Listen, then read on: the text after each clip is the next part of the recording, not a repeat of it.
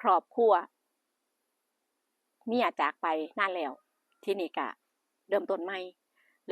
ดยการที่แบบมีเมียเด็กมีเมียเด็กหน้าตาดีสวยแต่ว่าก็อยู่กันมีความสุขหลายปีเด้แต่บ่ได้ลูกนํกันเนื่องจากว่าผัวอายุมากแล้วแต่ว่าผัวนี่ก็มีลูกชายคนนึงมีลูกชายคนนึงวัยเนี่ยคือเมียอายุมากกว่าลูกชายเนี่ย10ปีอายุห่างกันก็ว่าง่ายๆว่าเปรียบเทียบกับผัวนี่ก็อายุห่างกันมากนั่นล่ะแล้วก็ได้เมียเด็กเมียสาวเมียสวยแล้วก็อยู่กันมีความสุขใช้ชีวิตแบบปกติคือครอบครัวคนอื่นนั่นล่ะก็บ่ได้มีอีหยังผิดแปลกแต่พอวันหนึ่งผัวเนี่ยกลับป่วยผัวนี่ป่วยคือแบบว่าเราอายุมากแล้วก็คือว่าโรคชราคนแก่เนาะกับป่วยเจ็บปวดเอเดียจังซี่ป่านนี้พออาการหนักขึ้นอาการหนักขึ้นก็มันก็แบบว่าร่างกายบ่แข็งแรงเนาะทุกอย่างมันก็รุมเร้าจังซี่อ่าทุกอย่างรุมเร้าคือแบบว่าเมียน่ะก็เริ่มหนักใจว่าถ้าเกิดว่าผัวจากไปเนาะเจ้าของนี่สิบ่มีสิทธิ์หยังเด้เพราะว่า1บ่ได้จดทะเบียนสมรสแล้วก็ถึงขนาดผัวป่วยขนาดผัวก็บ่ได้บอกว่าฉันให้ข้อยให้เจ้าเป็นเงินจำนวนเท่านั้นเท่านี้หรือว่ามีหยังที่แบบว่าเป็นบ้านเป็นรถอีหยังให้จังซี้ก็บ่ได้เว้าถึงหยังสมบัติที่ผัวมีเพราะว่าผัวก็บ่แปลว่าฐานะก็ถือว่าโอเคจังซี่นะฐานะดีถึงแม้ว่าถ้าผัวบ่อยู่ถ้าเกิดว่าผัวให้เนี่ยก็คือบ่ต้องเฮ็ดหยังก็ชีวิตแบบสบายจังซี่นะแต่ว่าผัวบ่เอ่ยถึงป่วยแล้วก็ป่วยแล้วก็อยู่นั่นล่ะแต่ว่าเมียก็ขณะที่ผัวป่วยก็ดูแลเป็นอย่างดีแต่ว่าผัวก็คือจังกับแบบคือจังกับแบบบ่ยกอีหยังให้คือจังบ่แบ่งอีหยังให้เมียจังซี่เพราะว่าก็ก็เป็นก็เป็นเมียใหม่เนาะก็เป็นเมียใหม่จังซี่นะแล้ววันหนึ่งผัวเนี่ยก็ได้จากไปผัวจากไปผัวจากไปที่นี่เมียเนี่ยก็แบบเอาถ้าเมื่อผัวบ่อยู่แล้วแม่นบ่เจ้าก็ต้องออกจากบ้านหลังนี้แต่โตเพราะว่าผัวบ่ได้ยกอีหยังให้บ่ได้เฮ็ดพินัยกรรมว่าให้นางนี่อีหยังจังซี้เป็นเงินเป็นหยังก็บ่ได้ว่าคือว่านี่ก็คือเมียของข้อยเขาบ่ได้พูดถึงจังซี้นะแต่ว่าขณะที่อยู่นำกันเขาก็ดูแลดีทุกอย่างก็คือว่าให้เกียรติทุกอย่างนั่นแหละแต่เพียงแต่ขาดตรงนี้แค่นั้นเองแล้วทีนี้พอผัวจากไปเนาะพอผัวจากไปแล้วทุกอย่างจัดงานจัดหยังเรียบร้อยก็บ่ทันได้ออกจากบ้านบ่ทันได้ไปไสจังซี้นะก็ยังอยู่เพราะว่าเจ้าของก็สิไปมันก็บ่มีทางสิไปจังซี้แหมสิบ่มีทางสิไปก็ยังคิดอยู่จังซี้นางก็เลยวางแผนว่าเอาจั่งใดดีล่ะบัดนี้ถ้าไปก็ไปแต่โตคือบ่มีเงินบ่มีหยังติดโตเลยก็เลยคิดว่าถ้าเกิดว่าเจ้าของเนี่ยถ้าเกิดว่าเจ้าของเป็นเมียของลูกของลูกชายลูกเลี้ยงเนี่ยเจ้าของก็สิมีสิทธิ์ก็สิอยู่ได้ต่อไปจังซี่นะก็สิอยู่ได้ต่อไปเพราะว่าสิอยู่จั่งใดต่อไปเพราะเจ้าของบ่แม่นแม่แม่นบ่ล่ะมันก็อยู่นำกันบ่ได้ลักษณะนี้นะนางก็เลยแบบพยายามใกล้ชิดพยายามคือแบบว่าจะสานสัมพันธ์กับลูกเลี้ยงว่าง่ายๆเพราะว่าลูกเลี้ยงน่ะสิเป็นคนแบบว่าเป็นคนที่แบบเงียบๆเป็นคนเงียบๆบ่เป็นคนสังคมที่จะไปเที่ยวไปหาเพื่อนหรืออีหยังคือไปทำงานจังซี่ก็กลับมาอยู่บ้านจังซี่คือโลกส่วนตัวเลาสิหลายจังซี่แหมแล้วสิบ่สุงสิงกับคนอื่นบ่ยุ่งเกี่ยวกับเพื่อนจังซี่เนาะแล้วสิอยู่แบบแต่ตัวเจ้าของจังซี่ก็สิว่าเป็นดีเกินไปหรือว่าอาจจะว่าเป็นแบบหน่อมแนมหรือโง่ไปก็สิก็แม่นเอาง่ายๆว่าคือโง่จังซี่ก็แม่นนะคือแบบนี้บัดนี้เพิ่นก็บ่เคยใกล้ชิดผู้หญิงแบบถึงโหนวดถึงโตแบบใกล้ชิดมากมายจังซี่เนาะคือแม่เลี้ยงน่ะก็ต้องการจับลูกเลี้ยงคนเนี้ยเป็นผัวเอาว่าง่ายๆซะสิจับลูกเลี้ยงคนนี้เป็นผัวต่ออีกทีนึงเพราะว่าเจ้าของถ้าออกจากบ้านไปเนี่ยก็คือว่าลำบากแน่นอนจังซี่นะก็เลยคิดว่าได้ลูกเลี้ยงก็หน้าตาดีเนาะนางก็เลยวางแผนแม่เลี้ยงก็เลยวางแผนว่าอ่าเฮ็ดจังใดเฮ็ดจังใดถึงสิได้เป็นผัวเฮ็ดจังไดถึงสิได้ลูกเลี้ยงเป็นผัวจังซี่นะก็พยายามใกล้ชิดทำดีพยายามแบบว่าเฮ็ดจังไดก็ได้ให้มันเป็นไปตามที่เจ้าของคิดแต่ว่าสุดท้ายผู้ลูกเลี้ยงน่ะก็กลายเป็นผัวจริงๆคือความใกล้ชิดของผู้หญิงเนาะแล้วเพิ่นก็บ่เคยมีแฟนอีหยังจังซี่นะมันก็เลยแบบว่าก็เลยแบบเฮ็ดให้เพิ่นเฮ็ดกระตุ้นความรู้สึกว่าง่ายๆซะกระตุ้นความรู้สึกจังซี่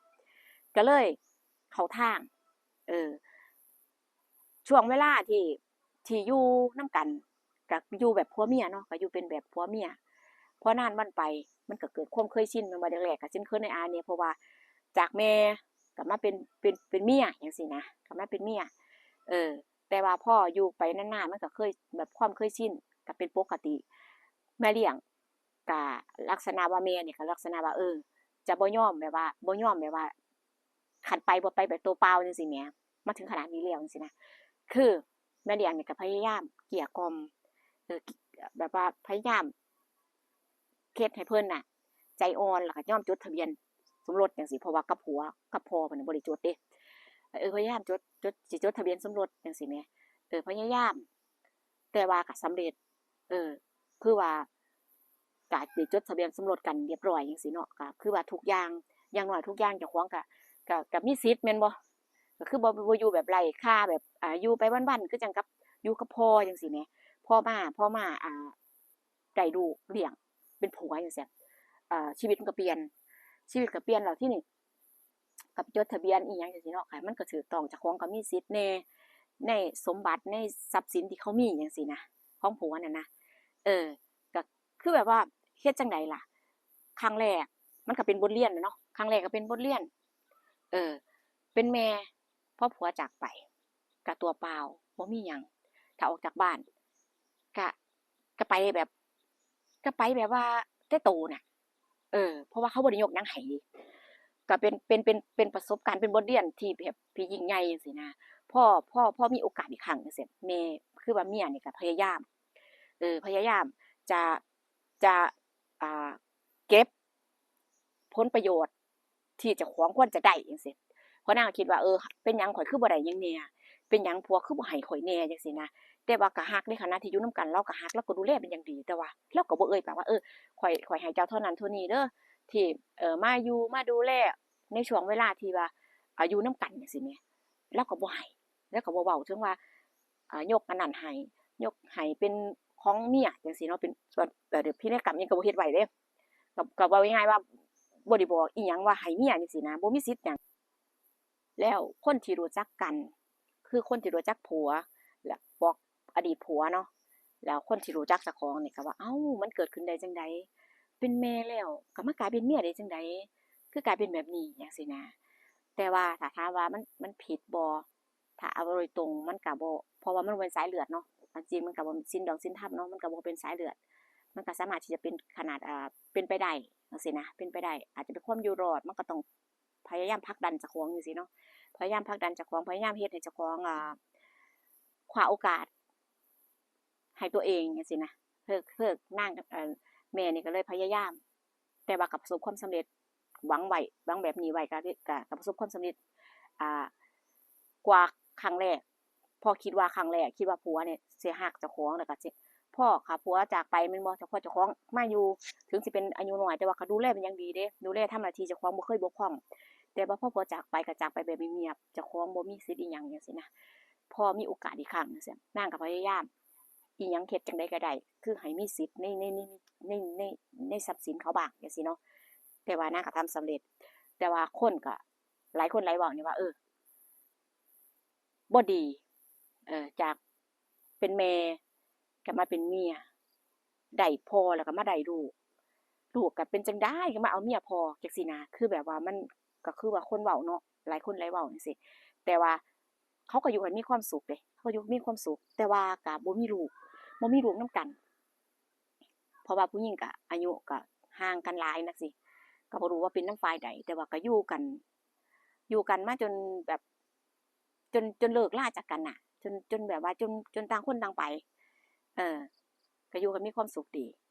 มันก็มีอยู่เดะแปลกๆเรื่องแปลกๆมันก็มีหลายขนาดที่ว่าแม่ลูกแท้ๆก็มีพ่อลูกแท้ๆก็มีอ่าหรือว่าเป็นตาเป็นยายก็ยังหลาย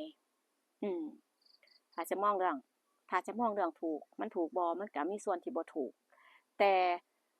คนก็จะมองในส่วนที่ว่าบ่เป็นหยังถ้าเกิดว่ารับได้ก็อยู่นำกันได้คนจะมองสัดส่วนนี้มากกว่าเดี๋ยวสมัยนี้ยิ่งสมัยนี้เป็นสมัยที่แบบพัฒนาเอ่อพัฒนามันก็เลยแบบเฮ็ดให้คนมองข้ามมองข้ามบางครั้งบางทีก็ศีลธรรมบ่ค่อยมีนั่นล่ะเรื่องนี้พูดกลับมาเล่าให้ฟังนะทุกคนถ้าเกิดว่าฟังแล้วชอบหรือบ่ชอบหรือมีความคิดเห็นจังใดก็สามารถคอมเมนต์มาพูดคุยกันได้นะคะเจอกันคลิปหน้าค่ะแต่ว่าก็ย้ำอีกทีว่าอ่า